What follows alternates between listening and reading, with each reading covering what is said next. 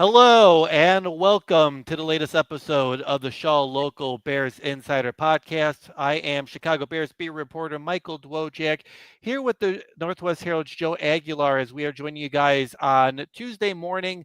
Our first, our first off-season podcast of the year.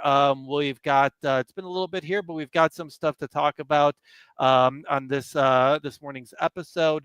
We will be doing kind of a combo episode. Our first part, we'll talk about the latest Bears guys who are going to be leaving here recently. We've got some hirings and departures, so we'll break that down a little bit. But most of the podcast and the live stream, we'll be talking about um, the offense and what they were able to do in 2025 and what's kind of going to be happening here during the offseason with each position group. We've been doing our review series here at Shaw Local, position by position, so we'll break it down. But Joe, I'm going to bring you in here. I know it's Super Bowl week. Obviously, everyone's focused on the Seahawks and the Patriots. How have you been doing here a couple weeks after the Bears season officially ended in the playoffs? I'm good. I'm good. There's a lot of little news about the Bears with coaches leaving, maybe some other guys potentially leaving.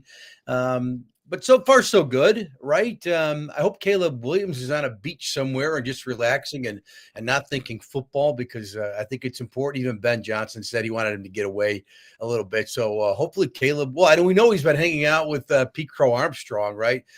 Catching some Bulls games and Blackhawks games, but hopefully he can get away, get a break. Hope all the guys can get a break from it, excluding the guys who are participating in the Pro Bowl games this weekend. So it's all good. Yeah, obviously those Pro Bowl games, like you said, they're happening tonight. Joe Tooney, Nashawn Wright, Drew Dahlman, and Kevin Byard all playing. Um, yeah, I don't know. I'll check it out. I guess I don't know. It's a whole different thing. I understand why they don't do the football game anymore because who's trying to get injured in a voluntary exhibition game? But it's such a it's such a different experience. I'm sure from what it was for me growing up, and I'm sure for you, obviously watching what the Pro Bowl used to be when you would go to Hawaii. The whole shebang. It was something fun, and I'm sure guys still appreciate being honored, being Pro Bowlers and that kind of stuff. And contractually, it gets you more money being a Pro Bowl player. So I'm sure they appreciate that part of it. But the games, yeah, I don't know. I don't know how many people watch, but I'm sure Bears fans, if any of their players do anything, they'll be excited about it tonight. Yeah, I don't like it personally, and I like you said, I understand. Like you don't want to have a game and guys getting hurt potentially. That's Yeah. happened in the past. So, but they got to come up with something different. It's the only sport of the major ones that has something like this. Other than if you want to count the home run derby with baseball and stuff, that's a little different. But they need to do something. But it does matter for the guys to have that on your resume because you will forever be. Have that associated with your name. If you played, you'll always be introduced. If you live till you're 90.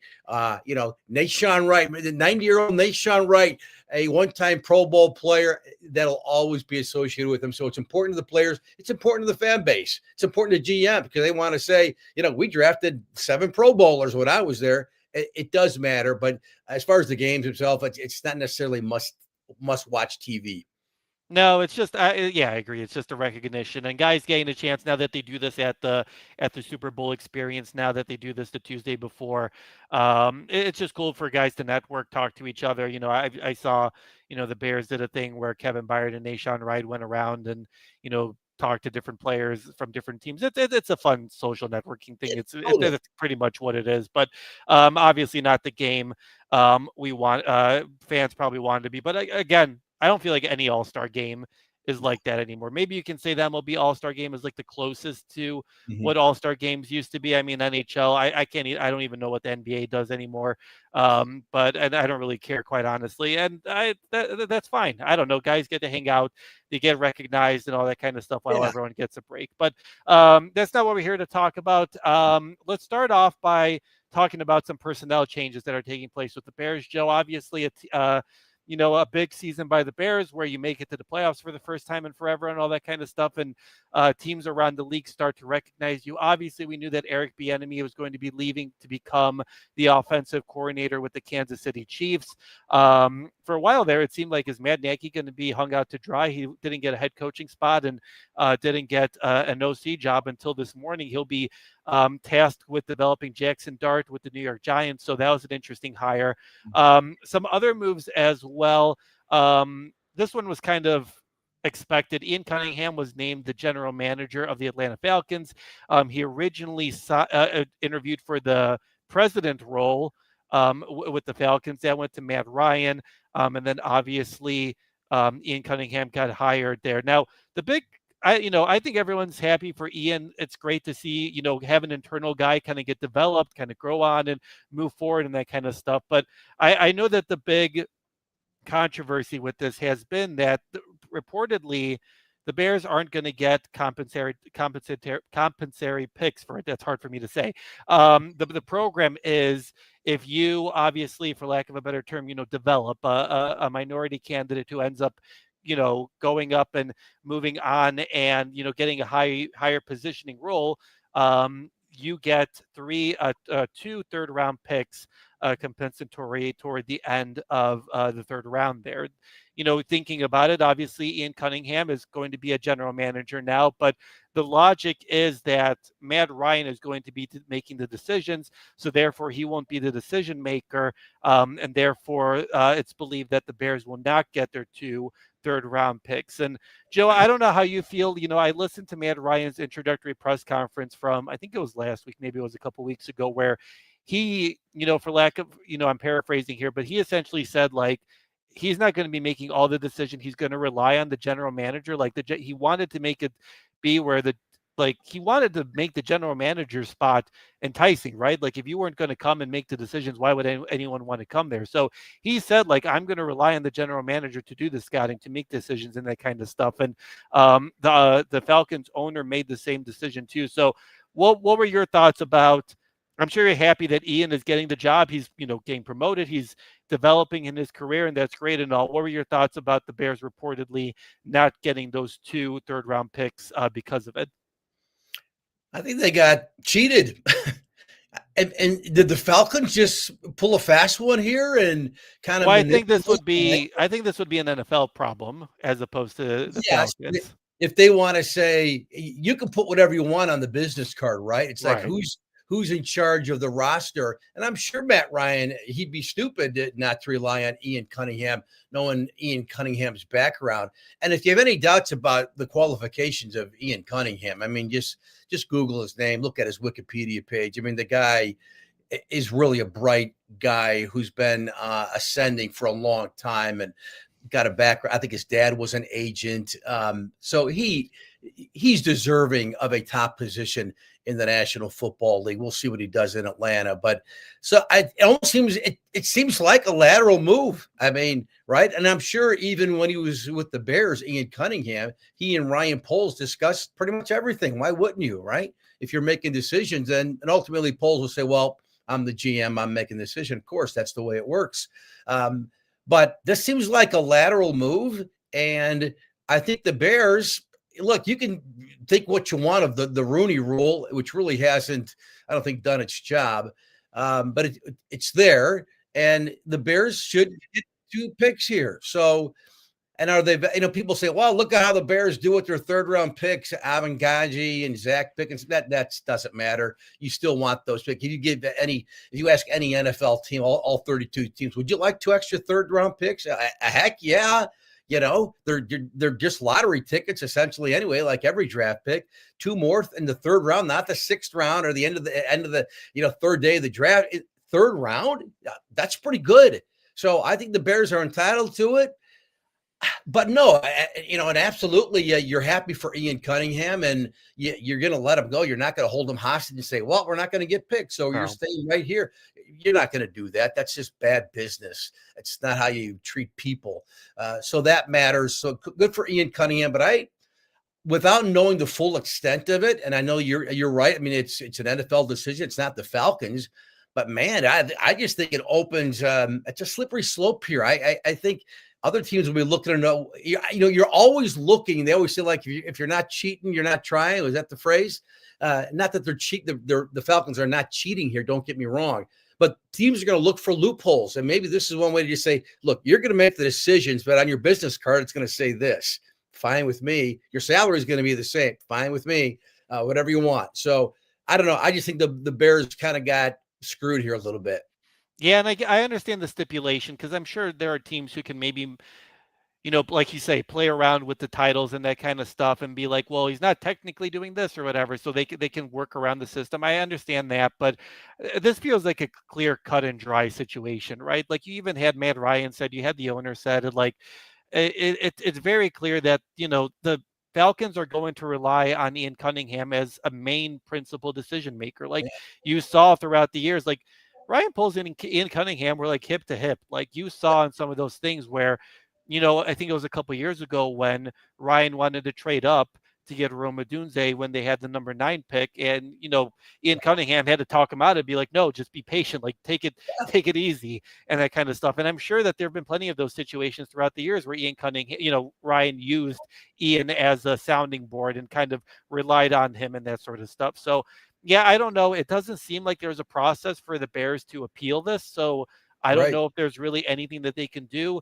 I mean, maybe they can throw a stink about it. Maybe George McCaskey and Kevin Warren can make it an issue and that kind of stuff. I don't know if this is the last we'll hear about it, but yeah, I don't know. It kind of goes like I think the objective of the process is great, right? Like you're trying to boost minority candidates. You obviously saw what happened this year where there were 0 black head coaches hired out of 10 openings. Like I understand why there are questions to the Rooney Rule. And is it really working and is it really getting at what it's supposed to be doing?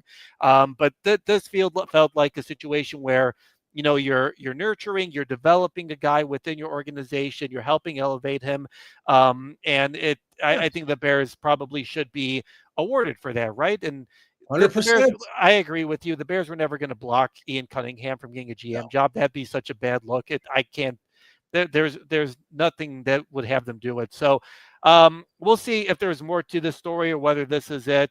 Obviously, I don't think Roger Goodell was asked about this yesterday when he had his State of the Union press conference. They're bigger fish to fry, obviously, if you've been watching the news in the NFL. So I don't think the Bears getting 2 compensatory picks in the 3rd round was going to hit Roger Goodell that much. But we'll obviously get a chance to talk to Ryan about it at the NFL Combine at the end of the month. But that's something interesting to watch as well. The other personnel change, obviously, I think kind of caught us by surprise. At the end of the week was, offensive coordinator Declan Doyle. He interviewed reportedly with the Eagles. Then he kind of took his name out of the candidacy, and we were like, all right, that's probably it, right? But on Friday, it was reported that the Ravens hired Declan Doyle as their offensive coordinator. He'll get an opportunity, obviously, to be a play caller, so that's why he's able to do the lateral movement, right? But obviously he'll be the play caller, something he's not going to do here in Chicago.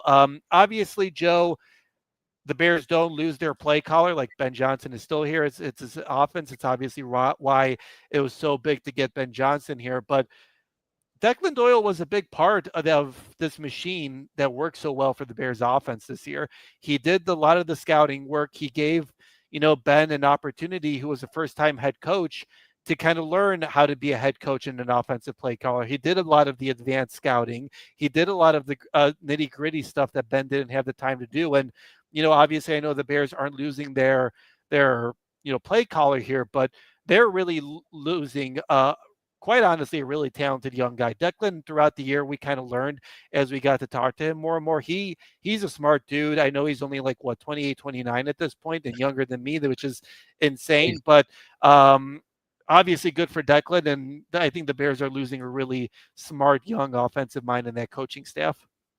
Yeah, he seems like he's in that pool, and he'll be in this pool for a while until he gets a job. But of those young coaches who are like the next McVay, the next Kyle Shanahan, the next Ben Johnson. So, but it's funny because a year ago when they hired him, it's like, what, they're hiring this kid from the Broncos, like you said, his age. I mean, and I just learned it's just legal to drink like a couple of years ago, it seems like, Declan Doyle. But good for him. And, it's funny, Michael, because you see him leaving, you see Eric Bieniemy leaving, going back to the Chiefs. And it's tough. I mean, those are big losses, but it's also nice for the Bears because you hope every year for your franchise, whether you're a Bears fan, a Packers fan, or whoever you root for, that you're losing coaches to other jobs every year. Not getting fired, but losing guys to other jobs. That's what you want, right? Then you've got your organization is where it needs to be, and you are doing the right things because you're hiring the right people and they're leaving. And that's any organization. It's Shaw Media, right? We talked about it before. You want to hire people and you want them to hopefully at some point take the next move. Unless you just want to hang on to them and pay them whatever you can or do whatever it is possible to hang on to them. But if you can't, then you want this. So it's good. And it tells me also that if you made these decisions a year ago to bring these guys in, Bieniemy and Doyle, that you'll do the same thing. You'll find the next qualified person. It doesn't guarantee you will, but it gives me faith in Ryan Poles and Ben Johnson that they will find the next Declan Doyle, the next Eric Bieniemy. So that's good to me. I have faith that whoever they bring in, they'll be the right guy. Listen, you got a strong sell here, right? You get a chance to work with Ben Johnson and Caleb Williams, and if you're a young offensive mind and you're talented and you're willing to work hard, this is a great opportunity, right? Like if you work hard, if you prove it in that sort of stuff, like you could be an offensive coordinator candidate like Declan was. And what a great opportunity for Declan. Obviously, not only is it is his first play calling, but he gets to work with Lamar Jackson, and they've got that talented offense. So that'll be a really fun opportunity for Declan. But yeah, I agree. Like, this is kind of what you kind of hope like you can have, right? You have a program, you can call it now, where you start developing coaches. Coaches come to your program, they learn under you, they develop, they prove that they can do well, and you kind of move on, right? You have the head figure right there. You have Ben Johnson. I assume Dennis Allen, he's there as long as the defense is good, right? Like you basically have your coaching figureheads there, and then you just bring in talent throughout the years and you just develop them. So it'll be interesting to see what things kind of look like here. I know I saw I forget who it was. I think Ian Rappaport reported that the Bears interviewed Connor Sanger for the job. Connor Sanger is currently the Arizona Cardinals passing game coordinator. He's moved up through their system. Some other guys that I would assume would get some looks. Press Taylor, obviously, is the Bears passing game coordinator. He was a former OC.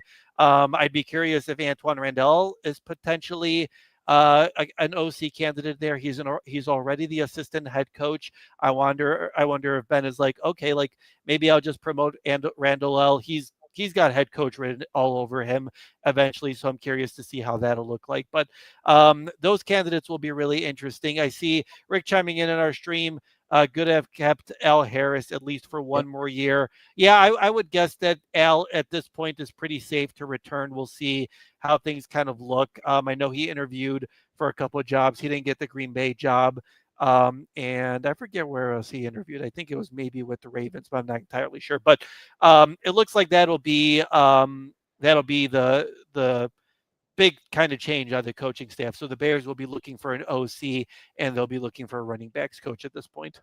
Michael, any buzz on Thomas Brown, who was with New England? Is he going to be available? Have you heard any buzz on Thomas Brown, our interim coach for 2 months last year? I haven't heard anything. I wonder if that's just weird. You obviously he had him go. I wonder if, Ben Johnson and Ryan Poles are kind of like, even though they don't blame Thomas Brown, are kind of like, why bring anyone back from what was last year? You know what I mean? I think he's a great I think he got thrown into the fire last year. I think he showed you that he can hold his own. But I would imagine that the Bears would probably not bring back someone from last year's coaching staff, just given everything that was kind of going on with last year. That's not a knock against Thomas Brown. I think Thomas Brown is a bright future ahead. I think he did a good job of handling the circus that he was thrown into the last month of the season last year, but I haven't heard anything. I also wouldn't guess that he would probably be in the mix there. Did you ever talk to him last year? Not personally. Like, obviously I got some, but I never really talked to him individually when he was the passing game coordinator. And by the time he was head coach, you only did the main availabilities. But he seemed like a good guy, and he had a good handle of stuff and knew what he was doing. Yeah, just from an outsider's perspective, he seemed like the word. I mean, he's supposedly a very bright guy. he's Yeah. also in that young pool of, or that pool of young coaches who will, eventually get a shot at running a team as a head coach. But he just seemed, personality wise, I could be completely wrong. He just didn't seem like a very, I don't know, not that you have to be extroverted or like rah rah, but just the personality just seemed kind of like dull. Didn't seem very inspiring. I could be dead wrong, but I'm guessing if that's was my perception, maybe it was other people's perception too. I don't know, but I just didn't know if you had any insights on that. No, I haven't heard anything, and Okay. he could be a candidate. I think they liked. I mean, they interviewed him for the head coaching job, Right. but um, I would figure. I mean, I could be wrong at this point. I forget the name. I know that the Jets OC who was fired, which again, talking about a dysfunctional franchise, Aaron Glenn firing guys a month after the season Yeah. ended. Now they're cod, like how are they supposed to find jobs when most of the stuff has been settled? I know that he was, I forget the OC's name. I know he was supposed to be, he worked with Ben before and he was looked at, but now he's going to be the OC somewhere else. So we'll see what it's like. I would assume that the Bears will do some interviews this week. Maybe they'll announce something. The NFL will probably make them announce something next week, just not wanting anything to outshine the Super Bowl and that sort of stuff. But we'll see how that kind of looks moving forward. All right, let's get to our main focus of the podcast, and that was looking back at 2025. As you guys know, we've been doing our position by position reviews from the 2025 season. This live stream, we're going to focus on the offense. And obviously, Joe, the offense took a huge step this year under Ben Johnson. Caleb Williams took a big step under Ben Johnson, and they went from one of the worst offenses to a top 10 offense. They had the third best running attack.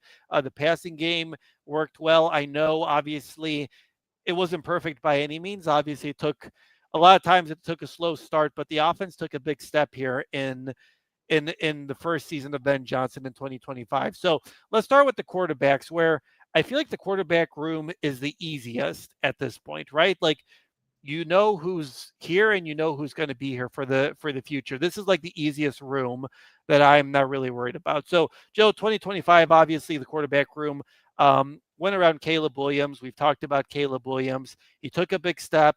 He showed you that I assume at this point that he's your franchise quarterback. He showed you that he has that clutch factor in him. And I think you saw exactly everything.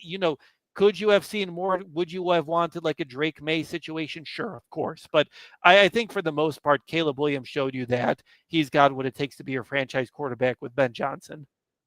Yeah, that was the question we had going into the season. We have the answer. He's not perfect. We've said it all year. Every week we said it during the podcast. He was never perfect this season. Maybe except maybe 2 games, right, where he was pretty much A plus. But he's got work to do. It's how much can he get better here? I'm already excited for next season. We don't even know who we're drafting, who the Bears are drafting yet, or who they're going to sign in free agency. I'm excited to see. It's still all about him, and next year is all about him. We can talk about how they won this year with the takeaways and not turning it over on offense, the running attack, and the O-line. It's still the quarterback. So he's got to get better. I don't know how he's going to get better. I don't know what the drills they're going to do, studying the playbook more, getting together more with his receivers. Whatever the formula is, there's got to be a formula or an attempt at, or this, we're going to try this, but it's got to be better. And that completion percentage, we talked about that ad nauseum. It's got to be better. There's got to be more simple throws. Ben's got to be better. And I think he'll admit that he was great this year, but he's got to be better with the play calling in certain situations. The going for it on 4th down every single time instead of taking the points. I mean, I would hope he would reflect on that and learn. I don't want to see arrogance from the guy. There's always the fine line, right, of arrogance and just like knowing when to say I don't know, and then asking for saying whether I need to change this going forward or I need to consult people more on this and have a deeper conversation. So, but it's all about Caleb. They're set there. Tyson Bagent is signed. You're really confident with who you have backing him up. And then you just bring in a third guy, preferably a veteran who can just mainly, you can just, pull on his experience, that third guy, no matter who it is. So I think you're set. And that's the most important position on the field. So that's why I'm optimistic about this franchise going forward. Yeah, and like you said, it was never perfect, but Caleb did set the single season passing record for the team. He, it's just it's funny, right? Like it's something we've talked about all season. He's shown that he can do the extraordinary. He's done the crazy passes, the best passes in Bears history, right? And it's just doing the simple, right? It's just seeing that simple 5 yard pass, seeing that 10 yard pass. And it'll be interesting to see how he said. He said he's going to work on his footwork. He said he's going to work on his accuracy. I'm really curious to see what that kind of looks like, once we get into OTAs and training camp and all that sort of stuff. But I don't think we doubt that he's going to make improvements, right? Like I think that's the biggest thing, right? Like that he's going to put in the work throughout the off season. It's good to see him that he's enjoying some time off right now, and all that sort of stuff. But I don't think there's any doubt in any Bears fans' mind that he's going to be dedicated, and motivated to make improvements throughout the offseason. And I agree with you. I think the quarterback room is in a really good spot. You got your Yes. franchise quarterback. I think if something happens to Caleb, you're pretty confident. Like I think when you saw Tyson Bagent in the preseason, he showed you that he understands the offense, right? He doesn't have Caleb's arm. He doesn't have Caleb's, escapability. So that'll change some stuff. But he showed you that he understands the offense. And I think that's really important in the backup quarterback. And it's good that they got Tyson Bagent extended. I think he would have been an interesting quarterback candidate this offseason. I don't know if he would have been like a starter for like the 32nd team, but I think he would have been paid this offseason. So it was really cool to see them get that extension. And I think the big question facing the room is, are they going to bring back Case Keenum? Because I thought he did a good job of being that quarterback coach, an extension of the coaching staff.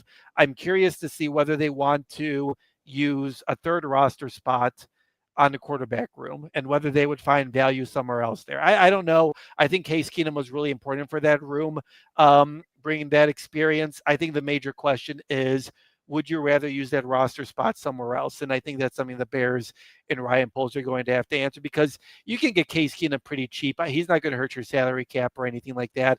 It's pretty much whether you want to use that,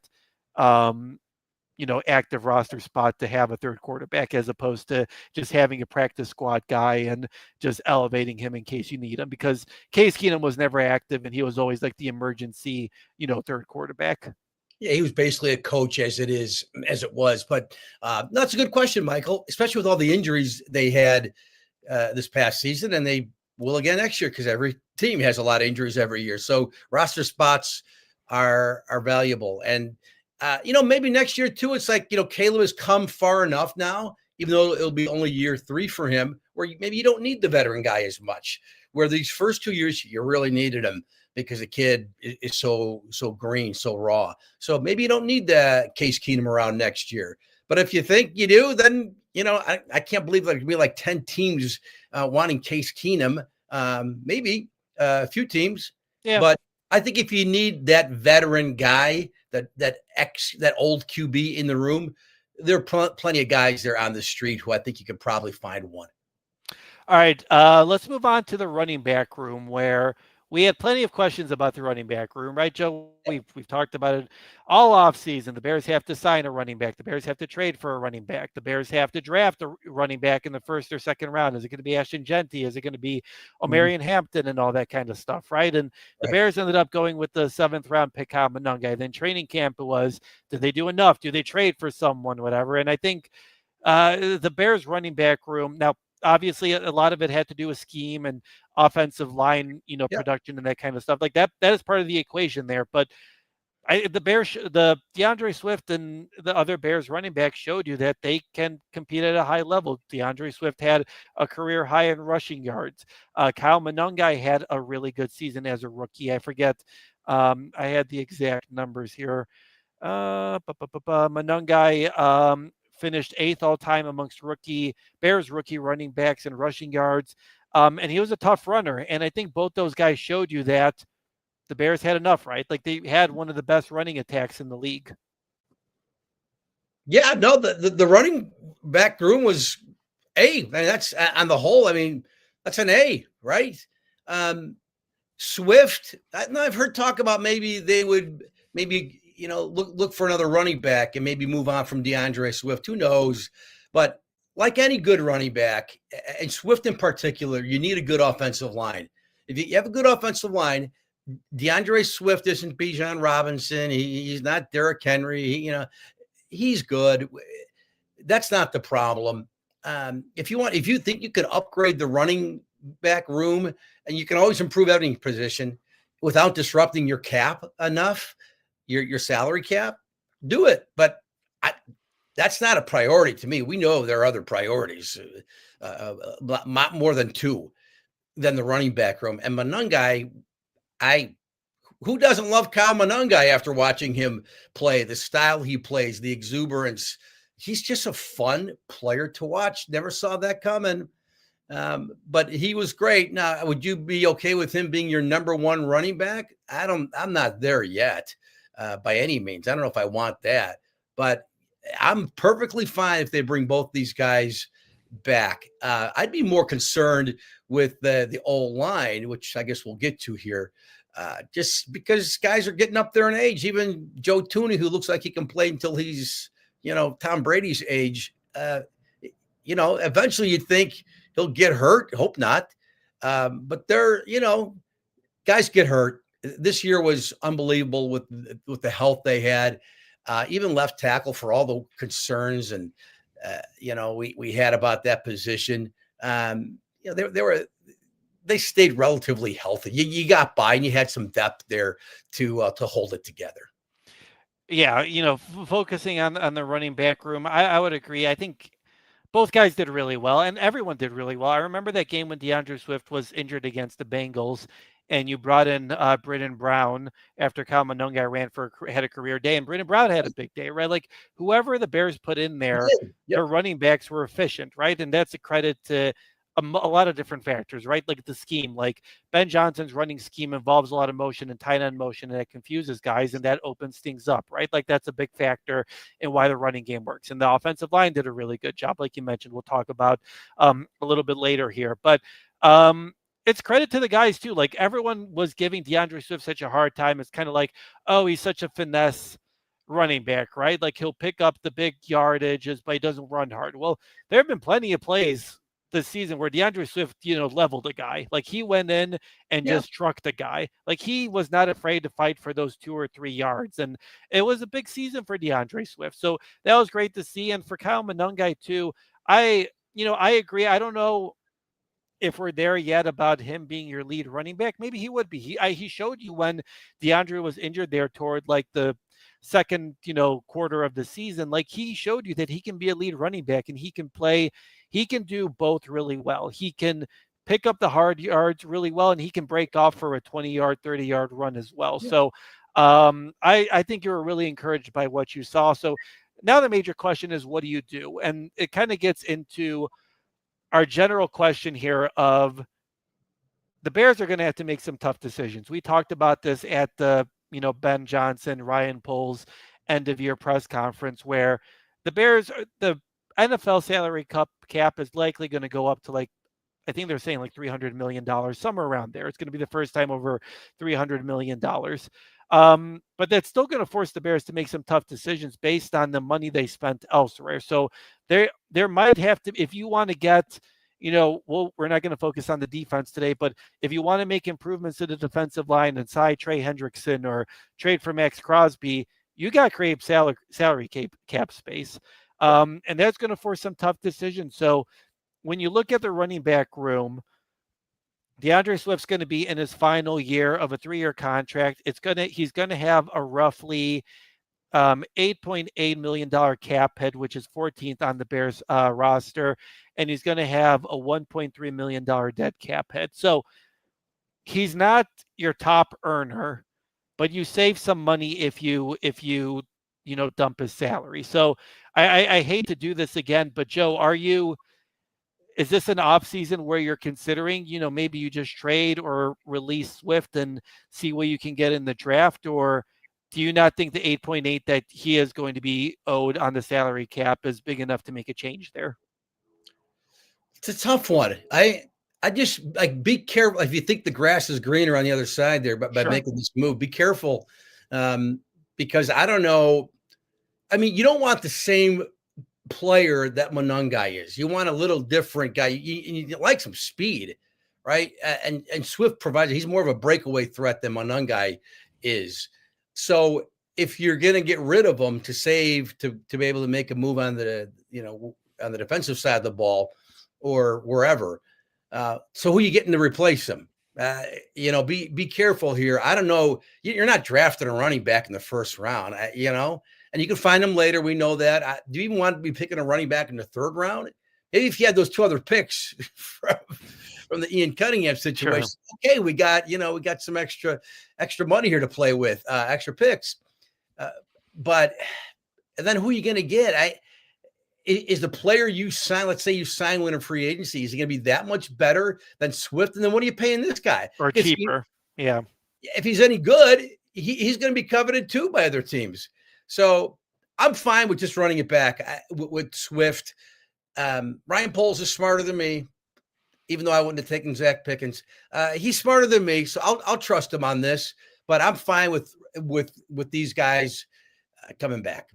Yeah, I think Swift wouldn't be on the top of my chopping block, I guess. And again, that's with this is all obviously with the context of, I think all of these guys are great players. Obviously, the problem is this is a salary cap era, and sometimes you have to make some tough decisions, right? You have to get rid of some guys that you would obviously love to have on the roster, but because of the salary cap and the way it is, you have to make some tough decisions. So I don't know if the Bears would definitely make a move on Swift. I think the Bears are definitely drafting another running back. I think you just draft a running back every single year.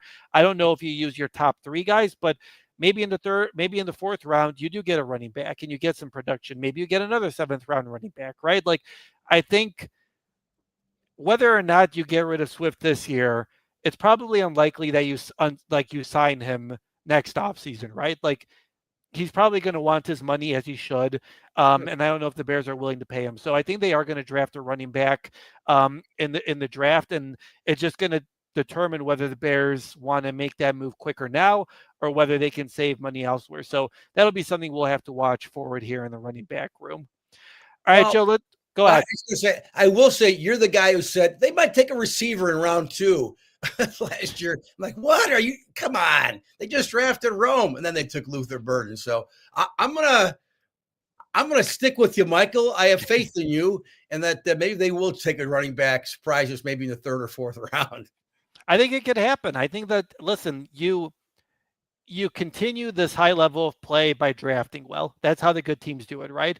You would love to re-sign Swift and all the different guys or whatever, but eventually you have to replace these guys with cheap talent, and that's what the Bears are going to have to do eventually here. So for how much fun Swift is, I think he's a great player. He's a very nice guy whenever I talk to him, but he costs money, right? And that's the hard part about this whole thing. You have to make this math puzzle work, and I do think that whether it's for this year or for next year, the Bears are probably drafting a running back. Is it a first 2-rounder? I would not say that. I think you got big priorities to fill here on the defensive side of things, but it could be something you look at in the 4th or 5th round. All right, let's move on over to the wide receiver room, Joe, where I think heading into the season, we were all in on Rome Odunze as your number one receiver. He's going to take a big step, former top 10 pick. And Rome Odunze was the top target guy, but he wasn't the guy who ended up leading you in receiving yards. Colston Loveland actually did that, but the Bears did have 3 wide receivers with plus 600 receiving yards. Rome Odunze, DJ Moore, and Luther Burden III each did it. And when you look at the wide receiver room, it's interesting because I feel like all your 3 main wide receivers had different types of seasons, right? Like all of them had like a kind of a different situation. So starting off with Rome, I think it's fair to say that he didn't live up to expectations. He said it after the season. He said he didn't catch enough balls that he should have caught. He took ownership of that. And he was just derailed by that foot injury toward the end of the season. I think it was clear that he was not playing at 100%. And I know we don't like to make excuses for these guys sometimes, but I mean, anytime any of us have had a foot injury, we know how hard it is and how much it can affect a guy. Like for a person where route running is really important, it's hard to run a really good route when your foot is like throbbing and you are not able to do stuff. So what were your thoughts about Rome Odunze and what he kind of means for the team's future here, Joe? Yeah, he's an interesting player, isn't he? Because you couldn't believe he fell into the Bears' lap uh, when they drafted 2 years ago. Consensus top three. That's the strong receiver group. Remember with Malik Neighbors and Marvin Harrison Jr. And Yeah, wow, can't believe we got Roma Dunze. And then the rookie season was okay. And then this year we expect him to make a step forward. He actually was, I think, at early in the season on pace for 1,000 yards receiving. Then he missed the last 5 games, so his numbers got all skewed and out of whack. But there were the too many balls he dropped. And I thought he was supposed to be the sure-handed receiver guy. So if you're not going to be the speed burner on the outside, well, you got to be able to go and get 99% of those balls that are 50-50 balls, or 90% of them, right? I'm just throwing that number out there. You got to go and catch. You saw too many drops, not only the contested ones, but just simple throws. And again, how's he going to get better in this offseason? What's the plan for him this offseason? Because every great quarterback in this league has a number one guy for the most part. I'd have to go down the whole list. But you need the number one dude. Is it him? It should be him. Or is it going to be Luther Burden? I don't know. We need to see more from Rome. And like you said, Rome said it himself. He's got it, he was a little disappointed in his season this season. He's got to be better. And we got to see a Pro Bowl caliber Rome Odunze. We have to see that in 2026. Because the rest of the room, I said the last time I think we did a podcast, the most curious thing I am about the offseason as far as player personnel, DJ Moore. Is he coming back? Are they going to trade him? What are they going to do? He's being paid a lot of money. He talked about DeAndre Swift. What are they going to do with DJ? Because if you part ways with him, however you do that, now you got a opening. I love Jahdae Walker. I want to see more of him. I'm not ready to put him into the DJ Moore role right away. But the room is good in general. I think you got legit, we think the ceiling for Burden, for Odunze is high still. It's Pro Bowl caliber talent, right? But will we see it? Will it manifest? And that's a lot to do with Caleb too, but it's the chemistry. How are they figuring it out? But we need to see that, because you look at like these, if you look at the receiving numbers for all the receivers, these are like 1970s wide receiver numbers. These were not very impressive. So we got to see more of that. And with growth development with the main guys we've been talking about here, that we got to see that. Yeah, and Rome's a big guy. In fact, like you said, like year 3, a top 10 pick, you need him to be a Pro Bowl player. Like you just need to hit on those plays and on those spots. And Rome made some, like he was off to a really good start to a season. Like he put together some really good performances throughout the year. Sorry, I'm getting like a Norton virus thing, some scam thing. Yeah, I mean, and he seemed on track to do it. He had 5 touchdown catches in his first 4 games. It was very clear at the beginning of the year. Remember, we were talking like, is Caleb looking at Rome too much? Like, can we calm down and can we get the other guys involved? Right. So that was a quote unquote problem at the beginning of the season, and then obviously the foot injury kind of derailed that. So yeah, I think for Rome, it's obviously getting healthy. He said he doesn't think he's going to need surgery. It just seems like kind of rest and just managing it and just hoping it kind of, naturally kind of heals itself. But he just has to make those elite catches, right? That he should be making at this point. Like he makes the good catches. He makes a lot of catches, but for lack of a better way of describing it, like he makes catches that like 3rd rounders or 4th rounders make, right? Like you need that top 10 guy to make elite catches. Whenever Caleb maybe is off, like there are some times where you're like, well, Caleb was off there, right? And you're kind of like, okay, sure, Caleb threw behind him, but that's a catch that Rome Odunze needs to catch. Like he's just a top 10 pick and he needs to make those catches. So that's definitely going to be a big priority for Rome moving forward. And I still think he is your number 1 wide receiver, but he's going to need to show it moving forward. All right, talking about DJ Moore, and this is such an interesting topic, right? Everyone is either defending DJ Moore ad nauseum, being like, "How dare you say anything wrong about DJ Moore?" Or the other half of the fan Right. base is like, DJ Moore should be exiled for that interception, and everything that he did doesn't matter. And I've like everything in our current landscape in our lives, I think you can have a nuanced conversation and be in the middle somewhere where it's like, yes, DJ Moore was tired and probably didn't do a good job on that interception, but I think DJ Moore also gave you the biggest catch in Bears history, obviously, going against the Packers. In both Packers games, he had huge touchdown catches. And DJ Moore was there for you when Rome Odunze was injured. DJ Moore was there for you when Luther Burden was injured toward the end of the season, right? Like he fought through, I can't tell you how many injuries this season.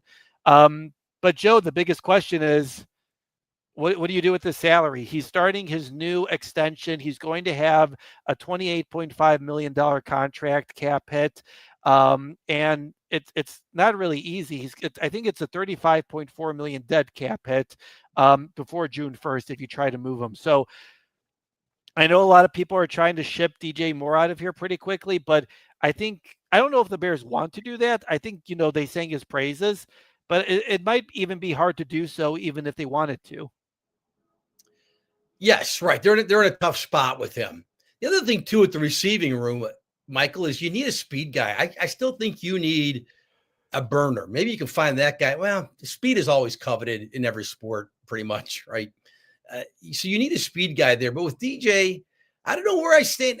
The thing is that's disturbing to me, and again, there are always haters on social media. But when people are talking about him quitting on routes, and not just the guy Joe from Cicero does things he knows, he played, he was an all-star in Pee Wee, and he thinks he knows everything about football. Not those guys, other guys who've been in the league. When they start talking about it, that concerns me. I don't know if the coaching staff, if the front office sees the same thing, or they're saying, where is this coming from? They don't know what we're running. People don't know. They should just shut up. But they're entitled to, and everyone can be on Twitter. So I don't know. You know what I think of DJ Moore. Been a fan all year. Plays hurt, plays tough. He does make the contested catch. He's a good yak guy too, like Luther Burden. But then I'm starting to ask myself, so do you bring back the entire offense? Do you run back the whole thing with everybody? And I guess we'll get to the tight ends here in a second. But that's a real tough call, especially with the money he's making. It is a tough call because the Bears are not trying to get rid of DJ Moore just to get rid of DJ Moore if they do get rid of him. It's purely a salary cap situation, right? I think, and Rick kind of brings up a point that I think a lot of Bears fans have. My problem with DJ is that he gets paid way too much for the production that he produces.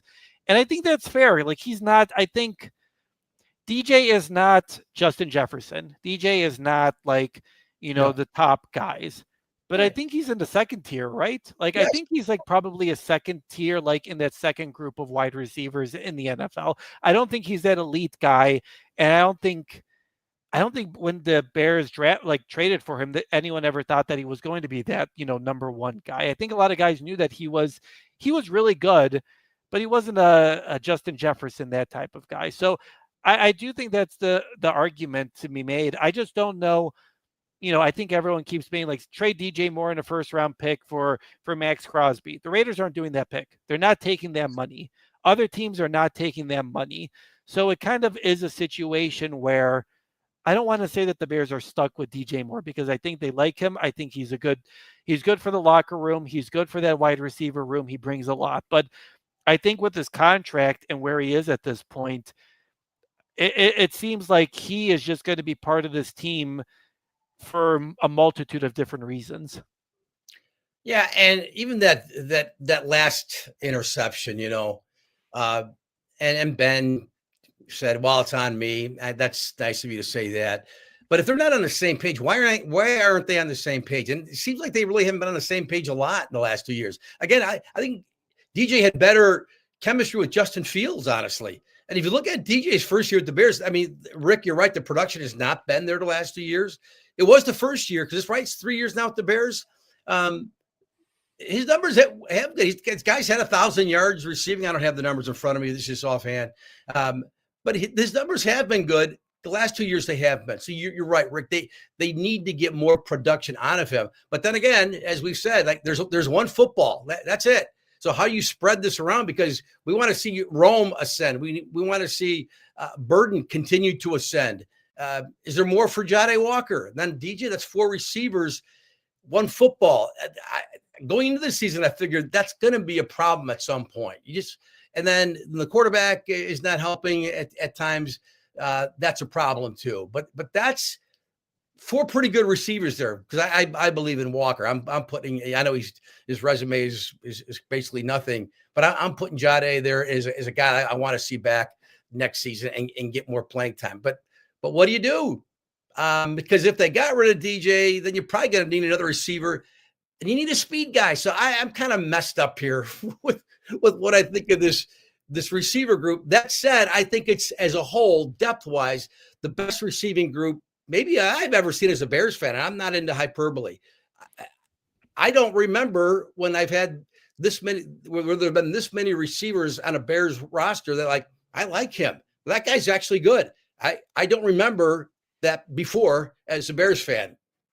I think the thing that makes this so difficult too, right, is just that Luther Burden really showed you what he can do, right? Like, I think that's the biggest thing. And maybe that's not a problem. Like, that's what you do, right? Like, you draft cheap talent, young talent, so you don't have to pay them, right? And you can continue moving forward. So maybe this is just part of the plan. But, Luther Burden showed you what he can do. He's a game wrecker. Like, are there times where he wasn't doing what he needed to be doing? Yes, you obviously saw it with Ben Johnson's comments and Caleb Williams yelling at him sometimes on the sidelines, and that's something that he's going to have to figure out and something he's going to work on. But is Luther a guy that fits that speed role you're looking for? I mean, he's got great speed and he's got great yak ability. Like, I think that maybe he can be that speed guy for you, can't he? Maybe. And not that speed is everything, but it would be nice to have that guy can just, blow past his defender by 5 yards. But Luther Bird, man, we all saw it. You don't have to be a football fan or an expert. You see it. You see it every time he gets the football. It's not just he catches it and he goes down. He's always getting yards after the catch. And he does have speed. And he's got the swagger. He's got the bit. He looks the part, and I understand why he feels the part. If you know Luther, you've talked to him enough. He brings it with the swag and the confidence, and then you watch him play football, and you're like, yeah, I understand why he has this. He's got this confidence about him. Free agents in this group: Alamany Zacchaeus, Devin Duvernay. I think Zacchaeus, he was good at the beginning of this year. Obviously, the drops just killed him in the middle of the season, and he kind of lost. Ben kind of lost faith in him in the midway through the year. I would guess that he'd probably go somewhere else unless he's really looking for like a minimum here. Devin Duvernay would probably come back mostly because of his kicking ability, and we can obviously talk about that when we talk about special teams. But of those 2 free agents in the room, I would guess that he's probably coming back just based on his ability to be a special teams wrecker. But yeah, it's a group that's mostly put together. It's just going to be, what do they do with DJ Moore, and are there even takers for DJ Moore? Because even if you cut him post June 1st, I think the salary cap, the dead cap hit is much less if you hold on to him after June 1st. But it'll be interesting to see how they kind of play around with that. All right, 2 more position groups to go to in the offensive review. Tight ends, obviously, Colston Loveland is the star there. Everyone critiqued Ryan Poles. I forget what we said. We might have been like, what the heck is this? But everyone critiqued Ryan Poles when he took Loveland, number 10 overall. I think barring Caleb Williams, Darnell Wright is a second-team All-Pro, but Loveland is looking like Ryan Poles' best first-round selection outside of Caleb at this point. It's nice to have back-to-back hits on a top 10 pick. That's the bottom line here. That's how you start building. And you got to have a good draft period, not just hitting on your first round pick. But no, Loveland, because everyone thought they'd take Tyler Warren if they were going to take a tight end, if there was not going to be an offensive tackle available at 10. And then, okay, tight end, pick one. I think most people thought they were going to take Tyler Warren, who had a great season in Indianapolis. But Loveland, the more you saw him, and maybe just wasn't ready early. It's a marathon, not a sprint. He's it. He's it. I fully expect him to be. I expect honestly. I mean, gosh, it's January or it's February now. Technically, I expect him to be a Pro Bowler next year. That's my expectation for him next season. He should be a Pro Bowl tight end. It's all there. We saw more and more. The more the season went on, the more we couldn't get enough of the guy. Let's start tomorrow, Michael. Let's go. He was such a clutch player for you. Like anytime, third down, fourth round, Caleb needed like a safety blanket. That's what Colston was, especially toward the end of the year. And he did it like obviously remember like he missed the whole offseason program because he was recovering from a shoulder surgery, and then he missed that game against the Cowboys, I think it was, or maybe the Raiders with a concussion. So he had some early injury troubles, and he just continued battling, and he showed you, man, he's such a unicorn. Linebackers can't keep up with him, and safeties can't stop him because of his body size. And that's the reason why he finished the team lead with 713 receiving yards. It's the second most by a Bears rookie tight end before, obviously, Pro Hall of Famer Coach Ditka, which Ditka had 1,076 receiving yards in his rookie season, which that sounds made up. I didn't even know the Bears threw that much in the 70s at that point. Well, and back then, no one threw to the tight end, basically. Right. So he's one of the first, wow, they're actually using the tight end as a receiver, so as a receiving threat. So they've come a long way at that position. So obviously Colston had a big season, and he's the future of this tight ends group. So then you get into the next factor of Cole Kmet, who I thought Cole very easily could have been the veteran tight end, and he could have been like, well, screw this. This young guy's taking my snaps. He's taking my, my receptions and all that kind of stuff, and pout and be a diva about it. But Cole instead bought into his role. He became a really good pass blocker, right? Like he was essential to that running game. He was essential to that pass protection, and he embraced it. He was one of the better blocking tight ends in the NFL, and he did such a good job of it. So, I thought Cole did a really good job of balancing. All right, I'm not the number one target anymore, but he really adjusted to his job of, being a really good pass blocker. Now, the question here is, what do you do with Kmet's contract, right? Kmet is signed through 2027 after he got that 4-year extension in 2023. He'll have an $11.6 million salary cap hit, which again isn't the largest. It's the 11th highest on the Bears roster. And Kmet will have a 3.2 dead cap hit if the Bears do something with them. So, Joe, where are you with Cole Kmet? Is this a situation maybe you can restructure his deal, and maybe you can move around some money so where it's like signing bonuses as opposed to a salary cap hit? Because it's not a lot of money, but if you're trying to shed some fat, it might be somewhere where Ryan Poles tries to fix that. Yeah. I mean, right now they're in a luxury here with two starting caliber tight ends, right? I mean, Komet's a starting tight end, I still think. And there was a point mid-season, early season, I'm like, I don't know. I think I'm about done with this guy. He was having some drops, just not good plays. But boy, you saw at the end, he's a pro. I hope he's back. You're not paying Loveland anything, right? No. So you can afford Kmet at this salary. I'd be careful too. Like, then you got to draft. I mean, if you get rid of him, you cut him. Now you got to draft one or find some veteran dude, which you could. But is that veteran guy you find in free agency going to be better than Kmet? No, I wouldn't think so. I'm sure there are other options, but I like this duo here. And as long as Cole is cool with his role, and I don't blame the guy. I mean, he probably think like, hey, man, I can catch 90 passes in a season and be a good tight end. So if maybe he wants to leave, maybe he's like, I see the kid next to me. I see the big first round pick next to me at tight end. So maybe I just need to get out of here. And, he's a local boy. It'd be tough, but he too, like everybody else, you got to do what's best for you and your family or just you, whatever the case may be. But that'll be, if they part ways with them, I'll be disappointed. Well, I guess that's the question, right? Like, do you just, get rid of Komet's contract and replace him with either Durham Smythe, who's going to be a free agent, or a veteran guy like that, who, if he's going to be used as a, like Durham showed you that he can catch balls whenever like he needs to Yeah. be involved in the offense. So I guess the question is at this point, I think no one is questioning that Cole's a really good athlete. He means a lot to the team. He's a good leader for the team, all that kind of stuff. But do you just have duplicity at the position, and would it be better just to save money at that point so you can boost your defensive line or your safety group?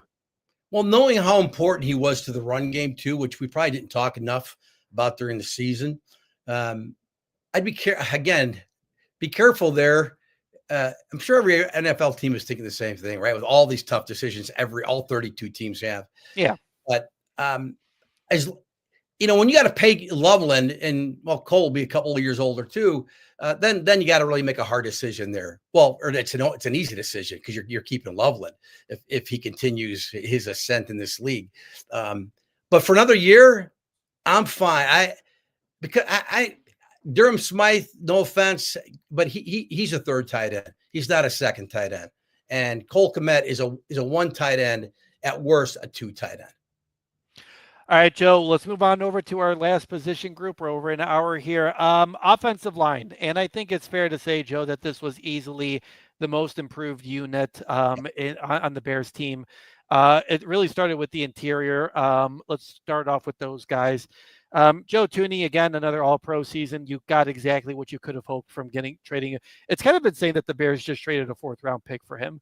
Like that, you got an all-pro player and a great leader on that team. And Drew Dahlman, I know that obviously there were some snap issues sometimes or whatever, but obviously he played a Pro Bowl level.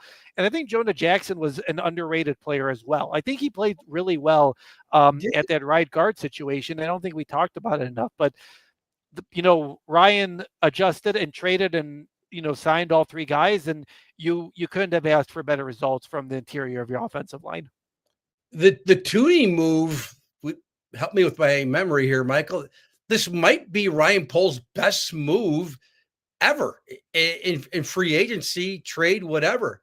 Well, outside of the Caleb trade. Well, that was that trade. Yeah, okay, because that's an all-time Chicago trade, right? Every sport. Yeah, but then Thuney second. I would agree with you. That is probably his second best trade he's ever made. But remember, he traded for Chase Claypool and those types of things. So the record isn't great. Right. But as Thuney, and look, he's up for that first time award, the best offensive lineman in the league. And a protector award, yeah. Yeah, right. Yeah. He looked like he was 25 years old. I mean, he was just everything you had hoped. The durability, the intelligence, the skill, the leadership. That was an A+ year on a Joe Thuney, right? Without a doubt. He's been phenomenal. Like what he meant to that locker room, what he meant to, he's a quiet guy. He's not gonna, be all crazy or whatever, but everyone was just inspired by him. And you saw that. And Drew Dahlman you just got veteran guys who were there. And the other crazy thing is that all three played all 19 games in the season. That never happens. I guarantee you, I'm not wishing ill on anyone. I'm not wishing for anyone to be injured, but the state of the NFL and the state of the offensive line, that's just not going to happen again. And it was incredible just for all three guys to be consistently there. And you saw it, right? It mattered in the run game. It was transformational. Like that Philly game, I still can't forget how much that offensive line just dominated the Eagles defensive line. And that was such a good defensive line by the Eagles, right? And they just dominated them. They were just moving them down the field. It was so good. And you got all three guys locked in for next year, so you're not worried about that. And I think the big thing is just looking forward is how much they're going to be able to play well moving forward. Now, let's move on over to the right tackle side where you saw great growth from Darnell Wright. And it was so funny, right? Because he didn't have a great start to the year. He looked like kind of the Darnell we saw from the first two seasons where it's like he's making false start issues. Guys are getting around him. And then he got injured and, injured his elbow. And you're like, well, this stinks. Like you're going to have to look for a right tackle. And Darnell responded to not only the challenge of being injured, but the challenge of being Yes. called out by his own offensive line coach, and he put together an all-pro season. He looked phenomenal. He looked like that top 10 pick at right tackle, and he put together such a good season, Joe, that I think you're feeling good about that spot moving forward. Yes, and he was, let's see, Caleb last year was 24. Was he the 23 first round pick, right? Yes, Right? and number 10. So that's three. Three you've nailed now. And we didn't know if that was like you're still having it was Jalen Carter, right? Right. Like, well, should have taken him. Now he's still the better player, face value. I mean, Sure. he's one of the best D tackles in the league, if not the best. So, but no, I'm glad you mentioned how he handled the adversity, the criticism, like people questioning him now, because he really turned it on. And he's a mauler, just what you want. He had some bad moments even late in the season, but all in all, he had a great season. I'm glad he got rewarded with the second team All Pro recognition. Jonah Jackson, I was kind of stunned he didn't get any postseason recognition. I thought he was that Yeah. good besides the durability. But kudos to Darnell Wright. It's like we have a guy. We have a guy going forward who can play that position another 7, 8, 9 years, whatever, in the league, and you feel good about it. All right, Joe. Now we get into a tricky part with Darnell, though. Now he's eligible for a contract extension. There's not a doubt in my mind that they pick up his 5th-year option. That'd be insane if they didn't. He's definitely getting his 5th-year option picked up. It's going to be interesting to see whether they can get a deal together, a contract extension this offseason, because he is an all-pro player, he's going to want all-pro money. Yep. And the Buccaneers, Tristan Wirfs, has the highest deal right now. He earned 140.63 million a couple years ago. Penei Sewell, obviously the Detroit Lions, top, all pro right tackle, he earned 112 million. I don't know if he'll get Wirfs money because obviously he's put together one good season, but he was good his first 2 years, but this is like his first all pro season. But you're going to have to commit to right now, and you're going to have to pay him probably at least $100 million, if not more. Yeah. Well, you know what? Well, he was second. Let's not that the accolades mean everything and it should determine how much money you make to the nth dollar. But they play a factor. It does. But he wasn't first team All Pro. He's not Penei Sewell. He's not. He's excellent, but he's not Penei Sewell. But if you have to pay him, you got to pay him. You're still not paying your quarterback. You're still not paying your tight end, who might be your top 2 offensive players. Is Darnell your third? You got to start paying people eventually. You got to pay him. I know it's not left tackle, it's right tackle, but you got to pay him. And the right tackles don't make as much as left tackles, so there is that at least. At least you're not paying him that much. But I would agree. I think for me, that's the number one. That's like my biggest. We'll get into the defensive side about Javon Dexter and Tyreek Stevenson on our next podcast, but this feels like a no-brainer. You easily pick up his 5th-year option and you try to negotiate a contract because, listen, if I don't think he will, but if Darnell reached a free market in a couple years, there's not a doubt in my mind that he would be the top offensive right tackle free agent, and he would get a good chunk of money. So that's definitely a priority. I think that Poles needs to take care of, and that's extending right this offseason. All right, Joe, we're going to finish off here by actually talking about probably the biggest question mark we have here on the offensive line heading into the offseason, and that's the left tackle spot. And it kind of stinks, right? Because I think toward the end of the season, you were like, okay, Ozzy Trapillo is playing well, hopefully with the whole offseason of development and getting bigger and, actually being a left tackle for a whole offseason, he can develop. But now because of his knee injury, Ryan Poles said that he's not going to be free until late into next season. So the big question here is, Joe, Braxton Jones and Theo Benedict are both going to be free agents. How are you handling the left tackle spot? Because listen, the top left tackle free agents are probably going to want a lot of money, and I don't think you're going to pay a stopgap guy a lot of money. So do you bring Braxton Jones back? Do you bring Theo Benedict back? I thought it was very telling that in that Rams divisional game, Johnson and Rochar weren't confident enough to put either Braxton Jones or Yeah. Theo Bennett in a left tackle. They moved Joe Tooney to left tackle and had Jordan McFadden play left guard. So I don't know what that kind of means, but what are your thoughts about what they could potentially do here at the left tackle spot? Well, I don't think anyone wants to bring Braxton Jones back on a 1-year deal, probably. But do you draft one? Do you draft one in the second round? Take swing 2 at your Ozzie Trapillo experiment and find a guy who plays the left side as a natural left tackle. Maybe that's the route. You don't have to draft all, how many ever draft picks they have. You don't have to draft all defensive guys. You need to draft mainly defensive guys. Maybe you take a high pick on a left tackle. Take your shot. There'll be one out there. They're candidates. I think maybe that's the best route and hope and get him up to speed and then bring back maybe Benedict because he's adequate, and that's not it sounds like a backhanded compliment. He's serviceable. I think Benedict would be serviceable. Not ideal, but you can't fix all 12 positions and what else if they all need fixing. No team has a perfect situation like that. So it's either bring back Benedict or not both him and Jones and draft one relatively high for me. Yeah, and I think the major question at this point is I think how Ozzy's surgery goes and rehab goes will really play a big factor because this is actually one of for how much we've, not me personally, but how much science has, developed over the years and how much the success rate, of the torn ACL and Achilles are much better than they've ever been. This is still actually a surgery that isn't 100%.